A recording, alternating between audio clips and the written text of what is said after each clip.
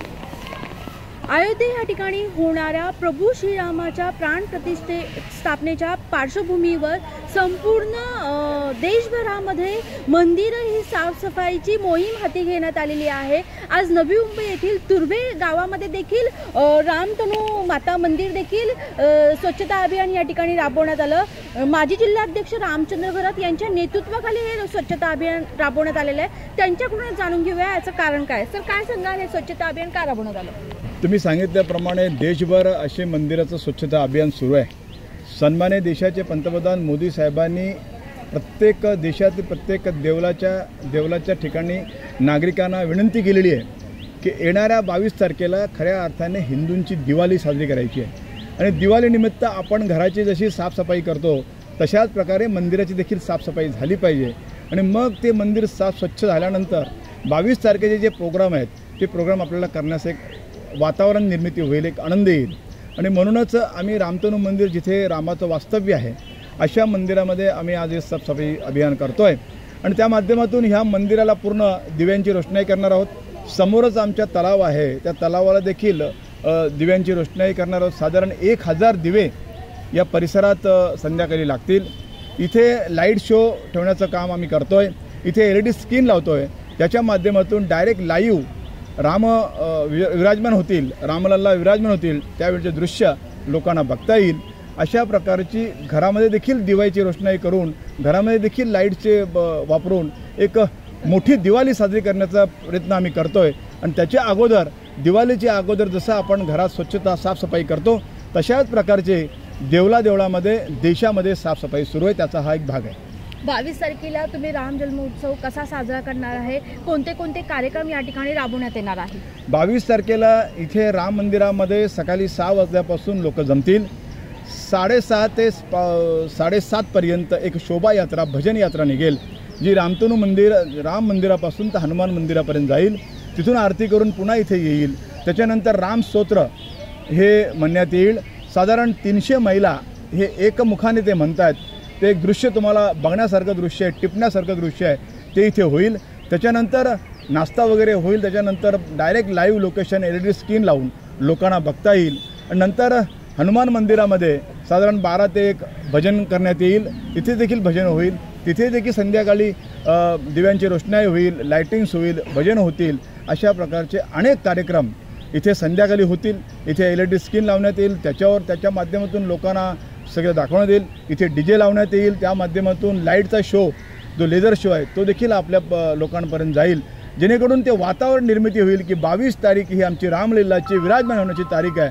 हा जो मुहूर्त आहे हा जगातला एकमेव असा मूर्त आहे आणि तो फक्त आमच्या श्रीरामालाच लागतो आणि म्हणूनच त्या 80 सेकंदामध्ये होणाऱ्या 80 सेकंदामध्ये ती मूर्ती तिथे विराजमान होण्याचं काम होणार आहे आणि म्हणूनच आम्ही सगळे लोक आनंदी आहोत। सर, या माध्यमातून तुम्ही नागरिकांना काय आव्हान कराल? नागरिकांना या माध्यमातून आव्हान करेन आणि नागरिक भल्या मोठ्या प्रमाणामध्ये उत्सुकता मनामध्ये ठेवून आहेत। मला वाटतं आत्ता हिंदू पुन्हा एकदा रस्त्यावर उतरताना आपल्याला दिसतोय। गेली 700-800 वर्ष आम्ही परप्रांतामध्ये राहून आम्हाला मोगल असतील, इंग्रज असतील यांनी गुलामासारखं वागवलं, पण हिंदू नष्ट झाला नाही। हिंदू नष्ट झाला नाही याचा अर्थच रामांचं अस्तित्व आहे, देवाचं अस्तित्व आहे, हिंदूंवर कृपाशक्ती आहे, म्हणूनच हिंदू नष्ट झाला नाही। आणि येत्या काळामध्ये पुन्हा एकदा हिंदूवर आघात करण्याचा अस्ती प्रयत्न सुरू होता। काँग्रेसच्या माध्यमातून असेल, इतर पार्टींच्या माध्यमातून असेल ना, हिंदूंवर अत्याचार सुरू होते आणि म्हणूनच मोदीसारखं व्यक्तित्व मला तरी सांगावंसं वाटेल, माझं वैयक्तिक मत आहे, मोदींच्या रूपात एक देव घुसलेला आहे आणि ते देव त्या माध्यमातून काम करून घेते आणि हिंदूला पुन्हा वाचवण्याचा प्रयत्न करते आणि म्हणूनच हिंदू हा हिंदुस्थानमध्ये अटल राहील याची ग्वाही आम्हाला या माध्यमातून मिळते। नक्कीच आपण पाहिलेलं आहे की या ठिकाणी मोठ्या प्रमाणात स्वच्छता अभियान हे राबवण्यात आलेलं आहे। 22 तारखेला या ठिकाणी संपूर्ण देशभरातच दिवाळी साजरी होणार आहे, परंतु तुर्भे गावामध्ये देखील संपूर्ण रोषणाई ही पसरण्यात येणार आहे। तसं म्हणायला गेलं तर 22 तारखेला राम जन्मोत्सव नाही आहे, रामलल्ला स्थापना दिवस आहे। त्या दिवसाच्या प्रित्यर्थ आमचं हे रामतनू माता मंदिर, विके सामंत ट्रस्ट आणि तुर्भे ग्रामस्थ यांच्या सहकार्याने आम्ही इथे एक प्रोग्राम असा ठेवलेला आहे की सकाळी 6 वाजता म्हणजे तिन्ही त्रिकाळ आरती, सकाळी 6, दुपारी 1:30 आणि संध्याकाळी 6 अशा तिन्ही वेळेला आरती होतील।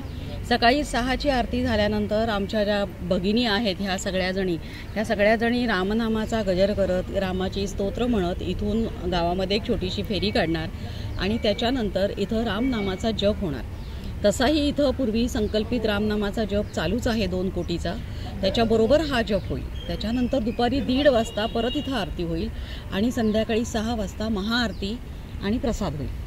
असं साधारण त्या दिवसाचं आम्ही स्वरूप ठेवलेलं आहे आणि साफसफाई स्वच्छता तर हे सगळे छान करतातच आहेत आणि माझ्या भगिनीही त्याला सहकार्य करतात। हो, अगदी दिवाळीपेक्षाही जास्त म्हणेन मी, तुम्ही दिवाळी फार छोटा शब्द वापरलात, कारण रामाचं काहीही करायचं असलं तरी आम्ही इतके खूप आनंदी असतो की आम्हाला रामनवमी, रामाचं काही कुठल्याही प्रकारचा उत्सव की तो खूप आनंदात इथं साजरा होतो।